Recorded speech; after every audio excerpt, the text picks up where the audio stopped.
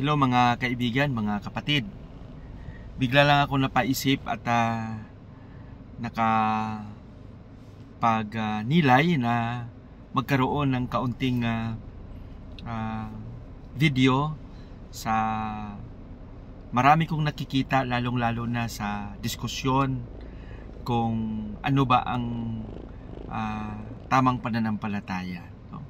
At ano ba at sino ba ang may otoridad na mag-unawa sa kasulatan o sa salita ng Diyos. Alam mo, nakakalungkot na marami sa ating mga kapatid na protestante na tumitiligsa sa simbahang katoliko. At kung makita mo sila at makinig ka sa kanila, akalain mo na parang mga dalubhasa sila sa banal na kasulatan. Hindi naman tayo nagmamaliit sa kanila, pero marami sa mga kapatid nating mga protestanteng pastor na sila rin mismo ang nagbigay ng titulo sa kanilang sarili na sila ay pastor. Yung iba nga evangelist, no? Yung iba nga propeta, yung iba nga sugo, at nakakatakot yung mga titulong ibinibigay nila. At kung hingian mo sila ng otoridad o saan nanggaling yung titulo at paano sila naka-acquire ng ganong title, wala silang maipakita. Basta ang importante sa kanila na isinugo sila ng Diyos, na naginip sila, at ito yung kalooban ng Diyos sa kanila. Di ba nakakalungkot? At alam mo naman, marami rin sa ating mga kapatid na mga Katoliko na naging Katoliko, ngunit dahil bihira lang din magsimba at wala ding nalalaman tungkol sa katuruan ng pananampalatayang Katoliko, sila ay naniwala at sila ay naging kasapi ng pananampalatayang itinayo ng isang nagpakilala na sugo, propeta, evangelist. Alam nyo, kaming mga pari ay talagang nag-aral ng mabuti. Ika nga, ang pagpapari ay hindi madali. Napakaraming pag-aralan at pagdating sa mga assignment, pagdating sa pagbusisi sa mga dapat malaman, ay kailangan pagtuunan ng pansin. Hindi lang yung bumasa ka tapos inunawa mo lang base sa iyong personal na pag-unawa, no? Gaya ng sinabi ko kanina, hindi naman tayo nagmamaliit, pero sa totoo lang, maraming mga pastor na hindi nga nakapagtapos ng kanilang elementarya, hindi nga nakapagtapos ng kanilang high school, hindi nga nakapagtapos ng kolehiyo, pero naging pastor sila. Siguro posible dahil yung pinaka-basic requirement sa kanilang pag-aaral ay marunong ka lang magbasa, marunong ka lang umunawa. At kung titingnan natin, yung basic requirements na hinihingi ng kanilang school ay makapasa naman talaga sila. At of course, sa totoo lang, parang yan lang din ang pamamaraan upang maibangon nila yung kanilang estado sa buhay, no? At hindi nga nakapagtapos pero naging pastor naman, no? At sabihin nila, hindi naman kailangang mag-aral ng matagal para lang maging tagapamahayag ng salita ng Diyos. Kung titingnan natin, parang may punto naman. Pero alam natin na hindi tayo pinanganak sa panahon ni Jesus, hindi tayo pinanganak sa panahon na isinulat ang kasulatan. Kaya kailangan nating mag-aral upang maunawaan natin kung paano ito isinulat, sino ang sumulat, para saan ito, ano ang konteksto, bakit ganito ang pagkakasulat. Hindi lang yung binasa mo lang tapos kung anong nakasulat, unawain lang, no? Minsan, yan ang naging danger, no?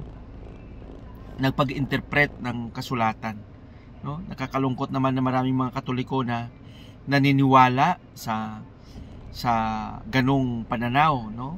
Minsan nakakatuwa na makita yung isang pastor na kilalang kilala mo, hindi nga nakapagtapos ng elementarya, pero yung mga sakop niya, mga teacher, mga administrator ng school, no? Kaya sana tayo mag-isip, maging critical kung tama ba. Ang pagbabasa ng salita ng Diyos, hindi yan problema. Ang problema doon yung pag-unawa. Papapansin pa natin na marami sa mga kapatid nating pastor na ika nga pag magsalita, akala mo they earned a doctoral degree in scriptures, no?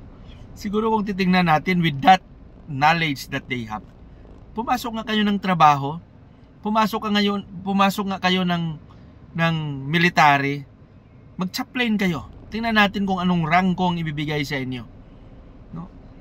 Para makita natin na mayroon kang otoridad. Alam nyo, pag mag-aaral ka, yung mga teachers, mga lawyers, mga doctors in different fields of specialization, yung nagbibigay ng otoridad sa kanila ay yung academic requirements nila, no? Bakit nanging doctor of education siya? Sino ang nagsabi na doctor of education siya? Bakit? Siyempre yung isang sangay ng ahensya na may otoridad na magbigay sa iyo ng ganong estado. Ito yung nakakalungkot na sa ibang simbahan mayroon tayo dito, mga sekta protestante na magulat ka na lang, obispo na, no? Bishop ganito, no? Apostle ganito, sugo, evangelist, no? Sila na lang kung ano-ano na lang, at hindi nila naunawaan yung ganong prinsipyo. Yung mga binabato nila sa ating simbahang Katoliko ay paulit-ulit na mga binabato. Isang dekada, ilang taon na, 100 taon na, paulit-ulit na mga tanong. At sinasagot naman yan. Kaya lang minsan, yung mga kapatid natin na ito sa mga ibang pananampalataya, magaling lang ito magbato ng mga tanong. Pero hindi sila nakikinig. Ang ingay-ingay, no? Pero of course, in fairness, may mga kapatid din tayo na mga pastor sa ibang pananampalataya na alam mo talaga na malalim ang kanilang naunawaan, no? At alam nyo, yung mga maiingay na pastor na parang pinapakita ng mga magagaling, actually yun pa yung mga pastor na sa totoo lang ang babaw ng pinag-aralan. Mabuti na lang tayo na mga Katoliko, kaming mga pari, hindi naman tayo nag-aaral para lang makipag-diskurso.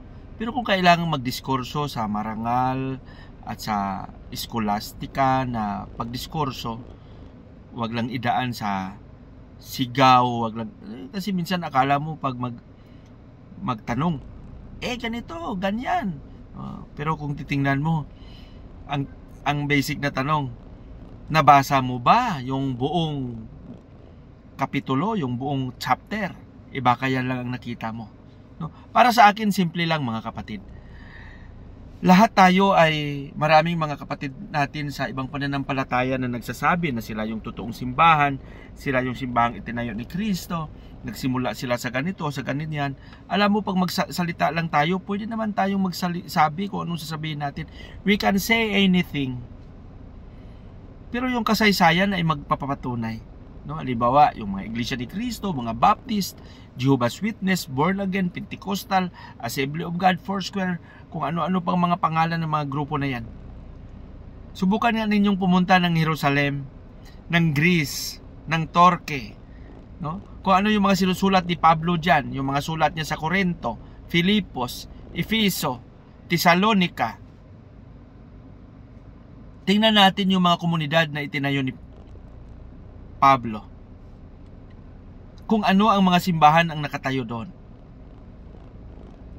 Kahit sirang simbahan, kahit remnants lang, kahit ruins na lang sana ng simbahan ng Baptist, wala. Iglesia ni Cristo, wala. Walang-wala. Subukan yung mag-pilgrimage. Pumunta kayo ng Ilog Jordan, kung saan bininyagan ni Juan Bautista si Jesus. Anong simbahan ang nakatayo doon? Simbahan ba ni Felix Manalo? Simbahan ba ni Ellen G. White? Simbahan ba ni, alam nyo, yung magsalita lang tayo, we can say anything, eh.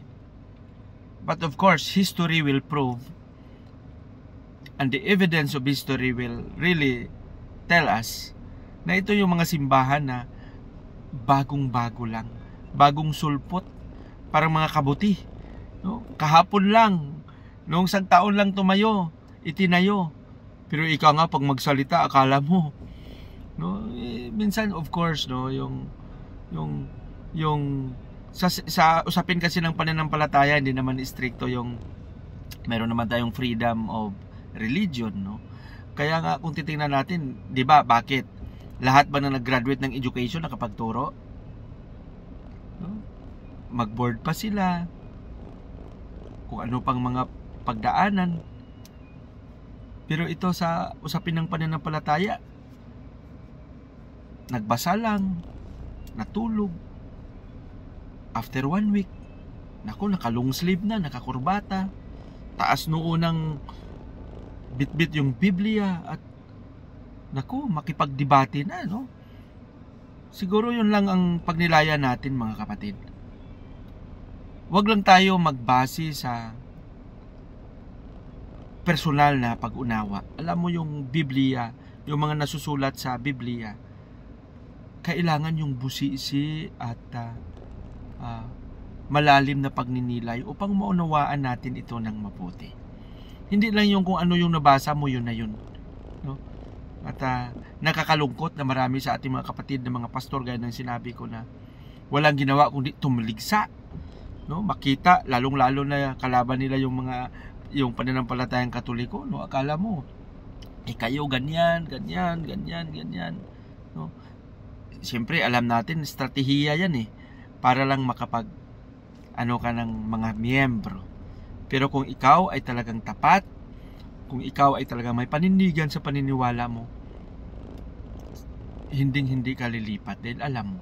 Sana tayo ay maging critical din. Tingnan natin ng mabuti ang kapasidad, ang kakayahan ng taong nagsalita. May otoridad ba siya?